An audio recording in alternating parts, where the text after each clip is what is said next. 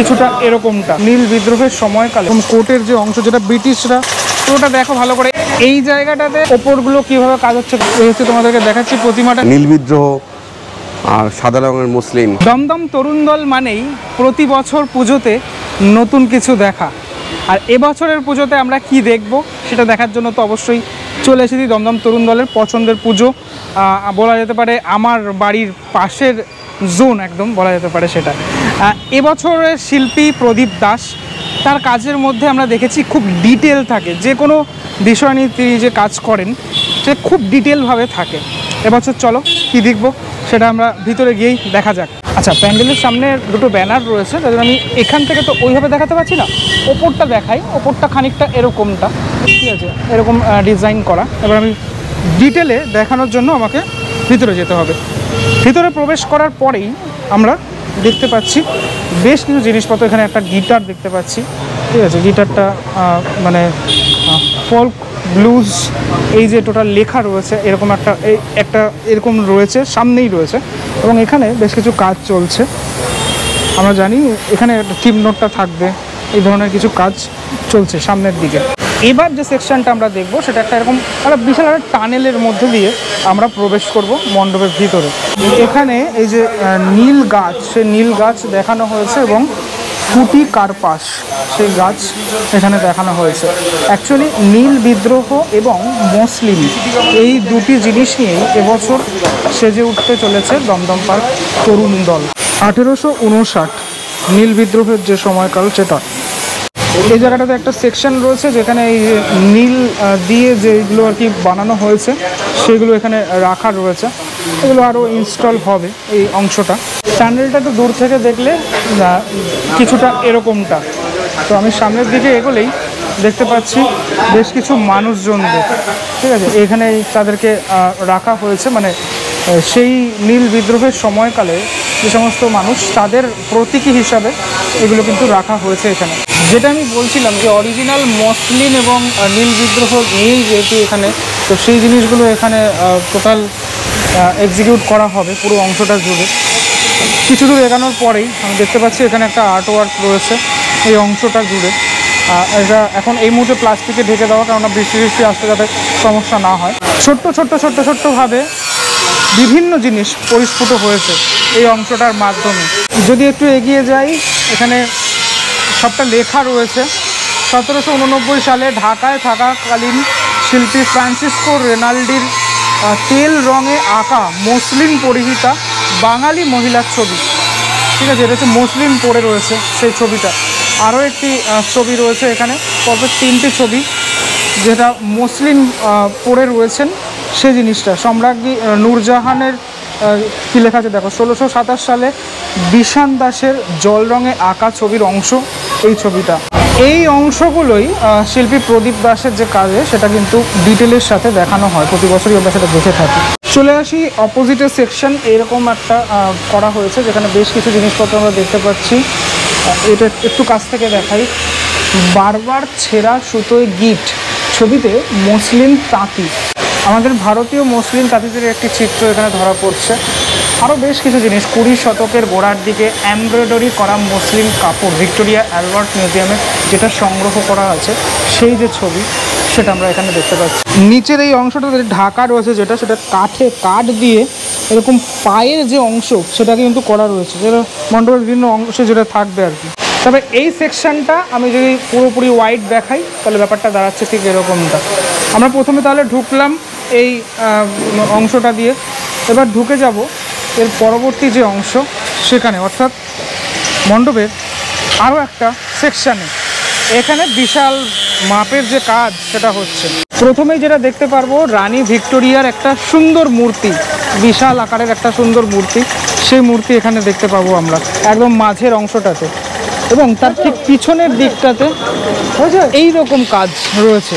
Last ইয়ারে আমরা নেতাজি সুভাষচন্দ্র বসুকে নিয়ে যে কাজটা দেখেছিলাম এটা তো খুব সুন্দর একটি কাজ ছিল। এবছর এখানে দেখতে পাচ্ছি এই যে অংশগুলো যেগুলোতে এখন কাজটা চলছে, এটা কি একটুখানি বলি, ওই একটা যে পুরোপুরি কোটের যে অংশ সেটা পুরোপুরি মেটালের তৈরি। এই যে এইরকম মেটালের তৈরি বেশ কিছু জিনিস সেটা থাকছে এইগুলোতে, মানে এইগুলোতে পুরোপুরি থাকছে। যে স্প্রে রং করে ব্যাপারটা তৈরি করার চেষ্টা হচ্ছে এই মুহূর্তে। হ্যাঁ, এইগুলো কিন্তু পুরোপুরি লোহার তৈরি, হ্যাঁ মেটালের তৈরি। এগুলো অনেকগুলো রয়েছে এরকম কোটের যে অংশ যেটা ব্রিটিশরা ব্যবহার করতেন, ঠিক আছে, সেরকম এগুলো অনেকগুলো রয়েছে। এগুলো খুব ভালো লাগছে দেখতে। এগুলো যখন পুরোপুরি ইনস্টল হবে না, ফাটাফাটি লাগবে। হ্যাঁ, অনেকগুলো এগুলো রয়েছে। এই সেকশনটার পিছনেও একটা কাজ রয়েছে যেটা ব্লু রং করা হয়েছে পুরোপুরি এই বাসগুলোর মধ্যে, মানে নীল রং এবং নীল বিদ্রোহের যে চিত্র সেগুলো ধরা পড়ছে এখানে। চলে আসি একটুখানি ওয়াইডলি দেখাতে তোমাদেরকে, পুরোটা দেখো ভালো করে, এই সেকশনটা পুরোপুরি দেখো। আমরা তাহলে প্রবেশ করলাম, প্রবেশ করার পর টানেলের মধ্যে দিয়ে, একটা টানেলের মধ্যে দিয়ে প্রবেশ করার পরে রানী ভিক্টোরিয়ার আমরা যে চিত্র সেটা দেখতে পেলাম। পিছনের অংশটাতে নীল বিদ্রোহের কিছু ছবি, সে ছবি ধরা পড়ছে এবং এই সাইডটাতে খানিকটা এরকমটা। এই জিনিসগুলো যে ওপরে লাগানো হচ্ছে একটু কাছ থেকে দেখাই, এরকম প্লাইয়ের ওপর, কাঠের ওপরে এরকম একটা বানিয়ে তারপর কিন্তু পুরোপুরি আঁকা। তবে এখন অবধি যা যা দেখলাম আমার সবথেকে ভালো লেগেছে কোনটা একটু দেখাই, এইগুলো ভালো লেগেছে, ঠিক আছে। এগুলো যে বানানো হয়েছে না এক একটা জিনিস, সেটা কিন্তু মানে অসাধারণ। প্রদীপদার কাজে আমরা দেখে থাকি, লাস্ট ইয়ারের কাজও আমরা দেখেছিলাম, বেশ কিছু ব্যাগ বানানো হয়েছিল। এগুলো পুরোপুরি মেটালের বানানো। ফুল এটা দেখালাম, এখানে আবার এখানে কিছু রং হয়েছে, রেড কালারের যে রং সেই রংটা করা হয়েছে এই কোটগুলোতে। এই জায়গাটা দেখতে খানিকটা এরকমটা লাগছে। লাস্ট ইয়ারে যেখানে ঠাকুর ছিল এবছর ঠাকুরের জায়গা চেঞ্জ হয়ে গেছে দেখছি। এইখানটাতে এই মুহূর্তে কাজটা খানিকটা এরকম রয়েছে, এখানে কাজ হবে আরও, ঠিক আছে। এখানে কী কাজ হবে সেটা তো আগামী কিছুদিনের মধ্যেই আমরা দেখতে পারবো। পিছনের দিকে বেশ কিছু বড় বড় দরজা বা জানলা আমরা দেখতে পাচ্ছি এবং এই চারিদিকটা এরকমটা রয়েছে। ইনস্টলের কাজ কিছুটা হবে এই জায়গাটা। এটা হচ্ছে তোমার এই ভাঙা যে আলমারি, সে আলমারির কিছুটা অংশ। এই জায়গাটাতে এরকম দুটো গোল দেখতে পাচ্ছি, এখানে কাজটা এখনও হয়নি, সবেমাত্র এটা রাখা রয়েছে। এরপর এই জায়গাটা যখন কাজটা হবে তখন আমরা বুঝতে পারবো। ধীরে ধীরে চলে যাব যেখানে মাতৃ প্রতিমা রয়েছে সেই জায়গাটায়। এই যে আমি যখন এন্ট্রি করলাম তখন জায়গাটা খানিকটা এরকম ছিল, ঠিক আছে, মানে ওপরটা এরকম ছিল, তখন দেখাতে পারছিলাম না, ওখান থেকে পজিশন ছিল না। এখন এখান থেকে দেখিয়ে দিচ্ছি কিছুটা। মাতৃ প্রতিমার যে পজিশন সেটা যেটা বললাম আমি বদলে গেছে। এগুলো দেখো কীভাবে বানানো, এগুলো দেখো ভালো করে দেখো, লক্ষ্য করো কীরকমভাবে তৈরি করা হয়েছে। মানে অনেকটা পুরনো সেরকম কিছুভাবে এই অংশগুলো পুরো রেডি করা। এবার চলে যাই, ওপরগুলো কীভাবে কাজ হচ্ছে দেখো, রং হচ্ছে ওপরগুলো এইভাবে। সাইডের দেওয়ালগুলোতে এখানে অনেক কিছু ইনস্টল থাকবে, সেই ইনস্টলের পার্ট এখনও হয়নি, সেগুলো হবে। হ্যাঁ, ওপরটা ঠিক এরকমটা। এবার চলে আসি মাতৃ প্রতিমা সেকশন। সাদা আর নীল, অর্থাৎ নীল বিদ্রোহের নীল এবং মসলিনের সাদা, সেই দিয়েই সেজে উঠেছে এবছরের মাতৃ প্রতিমা। মাতৃ প্রতিমার দুই ধারে এই যে চক্রের মতো জিনিসটা দেখতে পাচ্ছ, এগুলোর মধ্যে ওই তাঁত বনে বা তাঁতের যে জিনিসগুলো বা মসলিন সেগুলোর মানে সেরকমটা করা হবে। হ্যাঁ, এটা হচ্ছে সেরকমটা করা হবে। এরকম অনেকগুলো রয়েছে, এরকম ওই দিকটাতেও রয়েছে খানিকটা। হ্যাঁ, এই জায়গাটাতে এখন ঝালাই ঠালাইয়ের কাজ সেগুলো চলছে। একটুখানি প্রতিমাটা দেখাই তোমাদের সামনে থেকে, এই হচ্ছে তোমাদেরকে দেখাচ্ছি প্রতিমাটা সামনে থেকে। দারুণ একটা প্রতিমা, ওপরটা ঢাকা রয়েছে কারণ মায়ের মুখের যেন কোনোরকম কোনো সমস্যা না হয় সেটার কারণ। এখানটা একটু যদি আমি তোমাদের দেখাই, এই জায়গাটা ঠিক এরকমভাবে সেজে উঠেছে, ভালো লাগলো। এই পার্টিকুলার সেকশনটা আরও বেশি ভালো লাগলো আমার। আরও অনেক এরকম বানানো হচ্ছে, যেগুলো বিভিন্ন অংশে থাকবে। দমদম পার্ক তরুণ দলের এবছরের শিল্পী প্রদীপ দাস, প্রদীপ দার কাছ থেকে প্রথমে এই যে এবছরের ভাবনাটা সেটার ব্যাপারে একটুখানি বিশ্লেষণ। আমাদের দমদম তরুণ দলে গত বছর আমরা দেখেছি যে একটা ইতিহাস কীভাবে, তার আগের বছরও কলকাতার একটা ইতিহাস নিয়ে কাজ করেছিলাম। তো এই বছরও মনে হচ্ছে যে বাংলার কলোনিয়াল সময়ের দুটো ঘটনা, মানে নীল বিদ্রোহ আর সাদা রঙের মসলিন, এই দুটোকে নিয়ে আমরা কাজ করছি। এবং দুটোর যে দুরকম দিক, মসলিন ছিল একদম হাই এন্ড মানুষজনের কাছে পৌঁছতো এবং খুব সূক্ষ্ম একটা ডেলিকেট কাপড় এবং তার গল্প। এবং আর সেকেন্ডটা হলো নীল বিদ্রোহ, যেটা প্রথম সংগঠিত বিদ্রোহ বোধহয় বাংলার, যেটা নীলের জন্য হয়, নীল চাষের জন্য হয়, জোরপূর্বক যখন ব্রিটিশরা আমাদের পূর্বপুরুষদের বলেন যে চাষ করতে হবে, মানে সেই জায়গা থেকেই একটা বিদ্রোহ শুরু হয়। এবং সাধারণ মানুষ সেখানে যেভাবে বিদ্রোহ করে সেই দেশটা আমরা দেখতে পাচ্ছি, এখনও দেখি। তা এই এই বিদ্রোহের ইতিহাস এবং সাধারণ মানুষের কথা, আবার কখনো ফিরে যাচ্ছি আমরা মুঘল দরবারে মসলিনের, তো সেই জার্নিটা এখানে দেখবো আমরা। নীল বিদ্রোহ আর মসলিন দুটো কিভাবে সম্পর্কযুক্ত এই প্যান্ডেলের মধ্যে? হ্যাঁ, দুটোকে জুড়েছে একটা, মানে আমরা টাইটেলটা দিয়েছি সাদা আর নীল, সাদা রঙের মসলিন আর নীল রঙের ইন্ডিগো। এবং এর ইতিহাসটা প্রচুর অনেক দিনের আর কি। তা সেই দুটো ঘটনা এবং এটাকে জোরে একটা সময়, সেটা কলোনিয়াল টাইম, যখন ওই সাদা মানুষরা আমাদের এগুলোকে চাপিয়ে দেয়, কখনো বন্ধ করে দেয়, সেটা নিয়ে কাজটা। মসলিন, অরিজিনাল মসলিন কি এখানে থাকছে? থাকছে। এবং যেটা আমি শুনছিলাম যে নীল থেকে যে কীভাবে হচ্ছে ব্যাপারটা, প্রসেসটা কি দেখানো হচ্ছে? হ্যাঁ, কিছুটা থাকছে।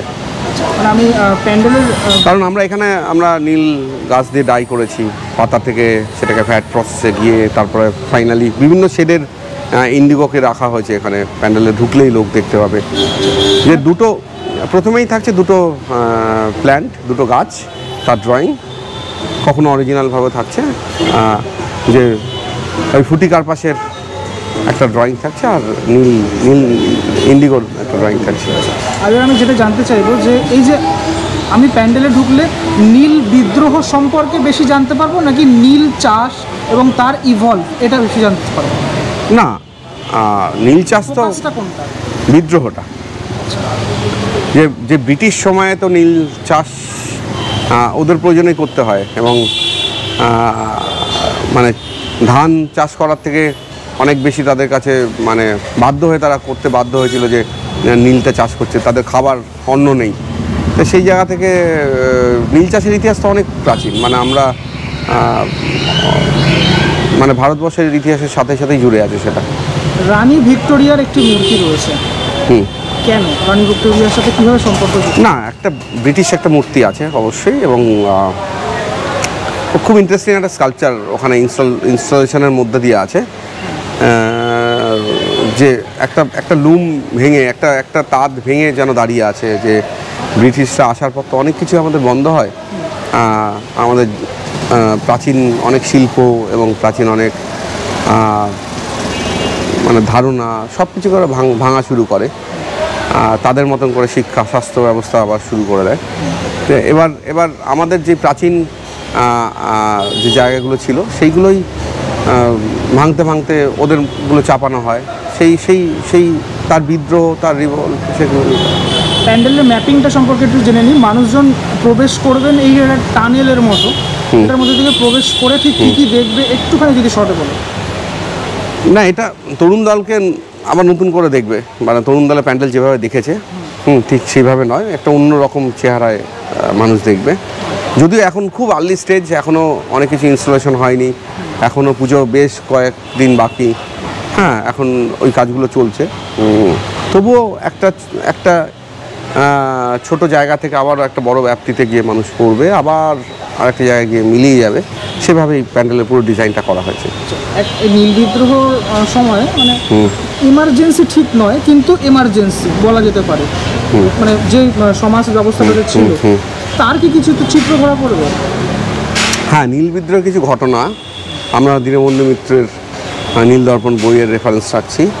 নীল বিদ্রোহের সময়কার কিছু ফটোগ্রাফ যেগুলো আমরা পাই, একজন ফ্রেঞ্চ ফটোগ্রাফারের, সেটাকে আবার এনলার্জ করে আমরা রাখছি কাঠের মধ্যে সেটা। তো এইরকমভাবে কোনো সাইরেন বা কিছু না না না, একদমই থাকবে না। হ্যাঁ হ্যাঁ, তুমি সাইরেন শুনছিলে, সেটা অন্য জিনিস, সেটা অ্যালার্ম, ফায়ার অ্যালার্মের। হ্যাঁ, এবারে এন্ট্রি গেট, এক্সিট গেট তো আলাদা রয়েছেই। আমি দেখলাম যে ঠাকুরের জায়গাটা লাস্ট ইয়ারের থেকে চেঞ্জ হয়ে গেছে, অনেকটাই চেঞ্জ হয়ে গেছে, পুরো মানে ম্যাপিংয়ে পুরোপুরি বদলে গেছে, অনেকগুলো লেয়ার দেখলাম। আমি এবার যে প্রশ্নটায় আসবো, মানুষজন কতটা রিলেট করে দাদা, মানে তুমি একজন শিল্পী, এই যে নীল বিদ্রোহ এটাকে রিলেট করে মানুষ তো যখন পুজো দেখতে আসে না, তাই তো, মানে প্যান্ডেল থেকে বেরিয়ে যাওয়ার পরে তারা কতটা রিলেট করে? 1% কি তারা ভাবে ব্যাপারটা কি? না, যেমন এই পাড়াতে গত বছর যখন আমরা কাজ করলাম, মানে যে কাজটা, প্রচুর মানুষ অপেক্ষা করছিল আমাদের সাথে দেখা করার জন্য, যে ওরকম একটা মানুষকে নিয়ে কাজ হয়েছে, আমাদের হৃদয়ে আছে। হ্যাঁ, নেতাজি সুভাষচন্দ্র বসু, আর কত কত মহিলারা যারা যারা ওই সময় মানে আমরা দু একজনের নাম জানতাম, প্রীতিলতা ওয়াদ্দেদার বা এইরকম যারা খুব ফেমাস। তাছাড়া প্রচুর মানুষ আমাদের পাড়াতেই আছেন, সবার পাড়াতেই ছিলেন। সেই মহিলাদের নিয়ে কাজ করেছিলাম গত বছর। সেগুলো তো মানুষ দারুণভাবে অ্যাপ্রিসিয়েট করেছিল এবং তারা সহজে বুঝতে পেরেছিল। আমাদের কাজের প্যাটার্নটাই ওরকম, যাতে সব ধরনের মানুষ রিয়্যাক্ট করতে পারে, হ্যাঁ, তার মতন করে তৈরি করা হয়। এবং এখানে খুব সহজ, দুটো রং, হ্যাঁ, কখনো আমাদের পোস্টারে সেভাবেই আছে, when history blend with colour. হ্যাঁ, যখন একটা সময় বা ইতিহাস রঙের সাথে মিশে যায়, যে নীলটা একটা রং, মানে ডাই, হ্যাঁ, সেইটা কখন একটা বিদ্রোহের কারণ হয়ে দাঁড়ালো।